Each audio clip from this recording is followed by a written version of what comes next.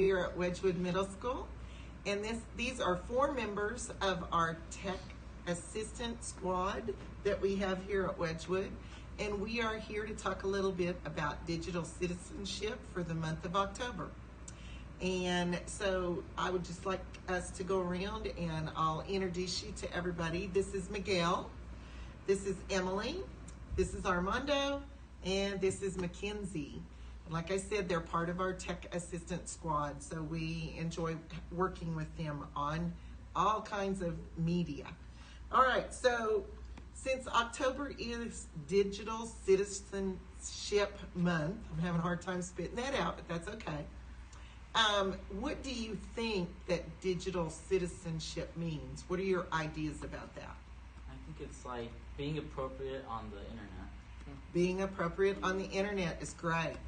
Sharing positive things. Sharing positive messages, yes, rather than negative. That's a good way to look at it. Anything else? Like doing the right thing. Doing the right thing. So in other words, by doing the right thing, you're on all types of digital media. So doing those things, you want to be safe when you're saying, quoting things that are saying things that are nice, doing things that are nice. So we're being positive rather than negative. So we're also being safe in the way we're using our digital media, right? And because of that safety that we're under, we also have to be responsible because we end up being responsible for the things that we put on that digital media, right? Also what we're looking at, even if we're just looking. All right, so at home, because I know that a lot of times we are all on our social media and we are all on our media devices quite a bit. When you go home in the evenings, when you sit down to supper or dinner, whichever you call it, in the evenings, do you guys have device-free time when you guys are eating with your family? Yeah. Yes? I think it's time. It's a break. You can talk to your family.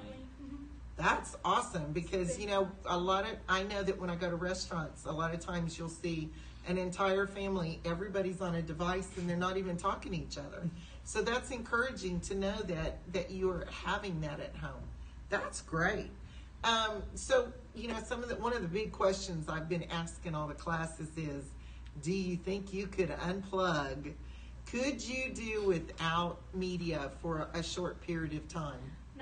No. I don't think so. It depends. My whole life revolves around media, like devices, video games, social media.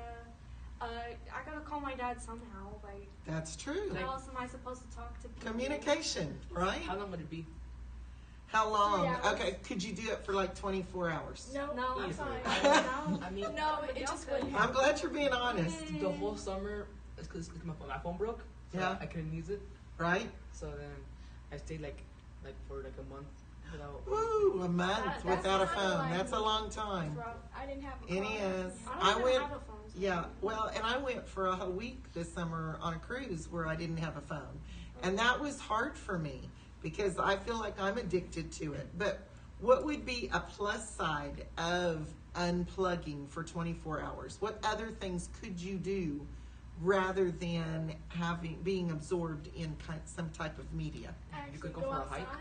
You could go for a hike. You could go outside. Enjoy the outside. You could talk. Read. face I love to that face. one. Paint. You could talk face to face with people. You could talk. You could have a face-to-face conversation Just texting, hi, how you doing? instead of Like that. always online. That's great. Those are great points. And I think we need to try and balance because I know I'm very addicted to media too.